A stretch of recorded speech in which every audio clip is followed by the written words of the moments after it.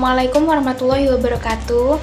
Yang terhormat Bapak Dr. Andes Marmono Sindi MSI selaku dosen pengampu dari mata kuliah Manajemen Keuangan Internasional, dan tak lupa kepada teman-teman yang saat ini sedang menonton video pembelajaran dari saya.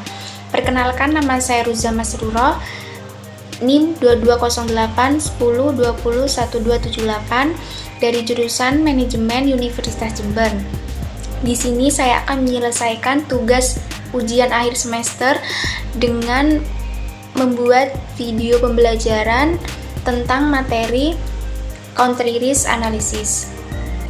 Adapun sub pembahasan materi country risk analysis, yang pertama ada analisis resiko negara, yang kedua ada pengaruh faktor ekonomi dan politik, yang ketiga ada indikator country risk dan kesehatan ekonomi, yang keempat jenis resiko peminjaman internasional, yang kelima metode analisis resiko negara, dan yang terakhir ada contingent effect theory. Bahasan yang pertama yaitu analisis resiko negara. Resiko merupakan ketidakpastian atas terjadinya suatu peristiwa dengan berbagai konsekuensi yang ditanggung. Nah, country risk ini merupakan resiko yang dimiliki suatu negara di mana investasi dilakukan seperti dipaparkan oleh Madura tahun 2006-2008 pada halaman 646 dengan buku Manajemen Keuangan Internasional. Dijelaskan pula oleh Madura pada tahun 2011 terdapat panduan terhadap menilai country risk, yaitu yang pertama, penilaian makro merupakan penilaian risiko suatu negara tanpa mempertimbangkan bentuk usaha, dan yang kedua, penilaian mikro merupakan penilaian risiko suatu negara terkait dengan bentuk usaha. Nah, penilaian makro ini harus mempertimbangkan karakteristik politik maupun keuangan dari negara yang dinilai, diantaranya penilaian GPN, tren inflasi, anggaran pembelanjaan pemerintah, suku bunga. Nah, selanjutnya kita akan ke pembahasan yang kedua, yaitu pengaruh faktor ekonomi dan politik. Nah, faktor ekonomi dan politik ini yang mendasari country risk dan berpengaruh pada resiko suatu negara secara global ada tiga. Yang pertama, fiscal irresponsibility. Apa sih fiscal irresponsibility? Fiscal irresponsibility yaitu tingginya tingkat pengeluaran pemerintah mengakibatkan tingkat defisit pemerintah yang tinggi, sehingga mengakibatkan campur tangan pemerintah dalam investasi asing untuk membiayai pengeluaran pemerintah. Yang nomor dua ada kebijakan moneter, di mana inflasi yang tinggi terjadi karena ketidakpastian perubahan terhadap jumlah uang. Nah, yang terakhir ini ada pengaturan sistem nilai tukar yang menyebabkan nilai mata uang lokal jatuh sehingga berdampak pada capital flight yang menjadi tingginya suatu country risk yang berhubungan dengan kesehatan ekonomi suatu negara. Yang pertama itu ada pemerintah mengalami defisit yang tinggi. Yang kedua, banyaknya jumlah uang yang beredar dengan nilai tukar yang tetap. Yang ketiga, yaitu rendahnya penerimaan pemerintah karena pembelanjaan yang tinggi.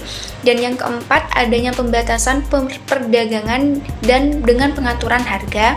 Dan yang kelima, ada pajak pendapatan, tingkat pajak perusahaan yang dimiliki oleh pemerintah.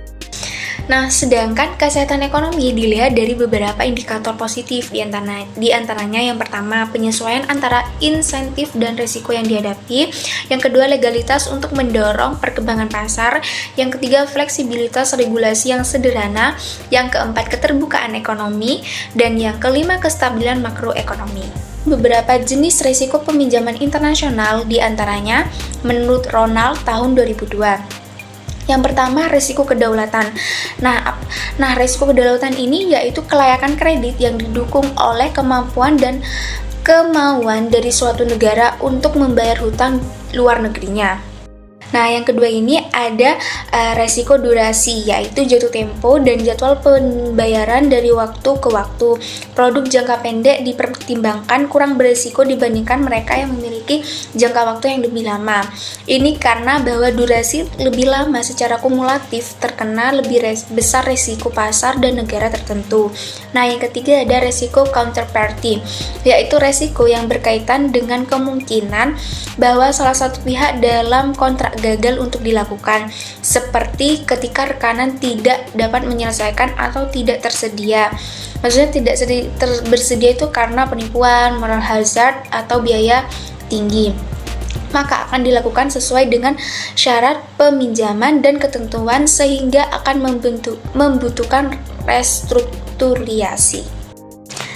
Yang nomor 4 ada resiko industri, yaitu analisis resiko industri yang memperkirakan tren individual dan mengukur seberapa umum faktor tersebut mempengaruhi pengembalian dengan pengelompokan. Nah, yang terakhir ada risiko terkait produk dan kontrak, yaitu transaksi melibatkan salah satu dari banyak produk bank dan terkadang syarat dan ketentuan kontrak. Sebab selanjutnya yaitu metode analisis resiko negara. Beberapa metode yang digunakan oleh bank dan lembaga lain untuk analisis risiko negara dapat dilakukan secara luas yang diklasifikasikan sebagai metode kualitatif dan kuantitatif. Itu menurut Hiranya tahun 2008. Nah, terdapat 4 jenis. Yang pertama yaitu metode kualitatif, penuh menggunakan analisis mendalam tentang suatu negara dan biasanya berbentuk laporan yang mencakup tentang kondisi dan prospek ekonomi, politik, dan sosial suatu negara. Nah, yang kedua ini adalah ada metode kualitatif terstruktur, menggunakan beberapa format yang dibakukan dengan spesifik pada ruang lingkup dan fokus analisis yang ditetapkan. Nah, yang ketiganya ada metode daftar periksa, melibatkan penilaian negara yang sedang dipertimbangkan sehubungan dengan variabel spesifik yang dapat berupa kuantitatif atau kualitatif.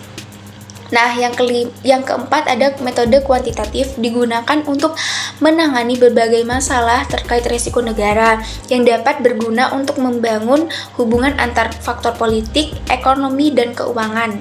Ke pembahasan yang terakhir yaitu contingent effect theory.